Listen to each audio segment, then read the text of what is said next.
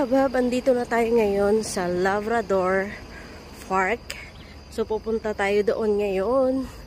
At wala masyadong taong pumupunta mga kabab.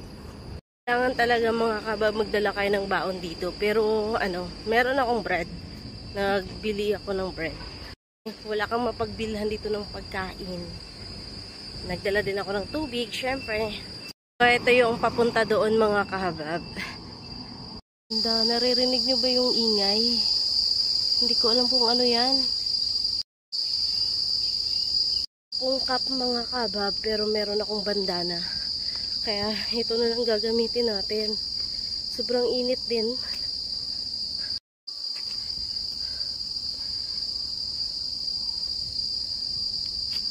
Ano ba itong napasok ko? Nakakatakot ako lang mag-isa. Pati punggol. Pero may taxi dun sa unahan. Lug yung mga dahon. Labrador House. Pupuntahan natin yon. Gusto kong suyudin yung park na to. So pupuntahan natin yung house. Villa.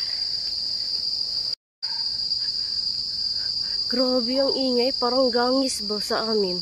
Kung sa Bisaya, gangis. Pala yung bahay mga kabab. Pero grabe yung tunog.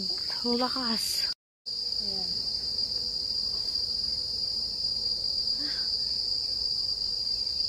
Lakas ng... Naririnig nyo ba? Lakas no? Grabe, nakakatakot gumala dito mag-isa mga kabab. Papasok na to sa villa. Naririnig nyo? Ang hingi, diba?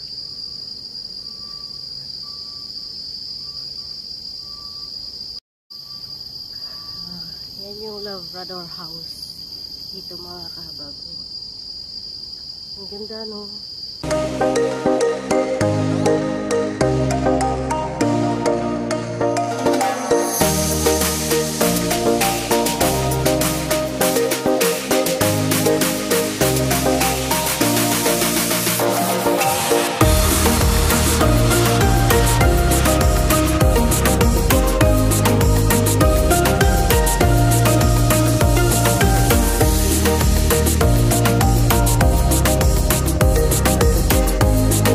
Diba, biglang shortcut agad, andito na agad tayo sa harapan ng karagatan. Huwag nyo nang tanongin kung paanong nangyari. Ang importante, hindi ako gumapang pababa, makapunta lang dyan. Grabe, sawa talaga yung mga mata nyo dito sa mga barko at sa mga cargo na dumadaan. Kita nyo, ang laki nun, no? Ang biyahe niyan siguro papuntang Balay, Indonesia, Batam. Alam nyo ba yun mga kahabab? Yan yung mga malalapit na isla dito. Mga tourist spot na laging pinupuntahan. Hindi pala kasali ang Balay. Kailangan mo pala ng eroplano nun.